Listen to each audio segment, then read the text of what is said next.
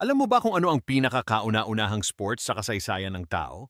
Ang pinakamatandang palakasan o sport na naitala sa kasaysayan ng mundo ay ang wrestling o sa Filipino, pakikipagbuno. Bakit wrestling ang itinuturing na pinakauna? Ang wrestling ay isang natural na anyo ng pisikal na kompetisyon. Hindi ito nangangailangan ng anumang kagamitan, kaya madaling maisagawa ng mga sinaunang tao. Ito rin ay sumasalamin sa kakayahan ng tao sa lakas, diskarte at pagtitiis, kaya malamang na naging bahagi na ito ng kanilang pamumuhay bago pa man magkaroon ng formal na palakasan. Mga sinaunang katibayan ng wrestling pinturang kuweba sa France.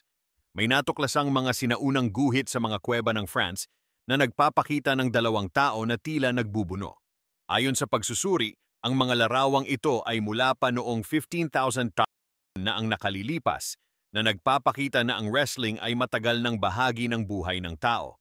Ukit at larawan mula sa sinaunang Mesopotamia at Ehipto. Sa mga sinaunang kabihasnan tulad ng Mesopotamia at Ehipto, natagpuan ang mga ukit at pinta sa pader na nagpapakita ng mga taong nagwe-wrestling. Sa Ehipto, may higit sa 400 technique ng wrestling na naipinta sa mga libingan ng Beni Hasan na itinayo noong humigit kumulang 2000 BCE. Sinaunang Gresya at ang Iliad ni Homer sa akdang Iliad ni Homer, isang makata sa sinaunang Gresya, nabanggit ang wrestling bilang bahagi ng mga kompetisyong pampalakasan.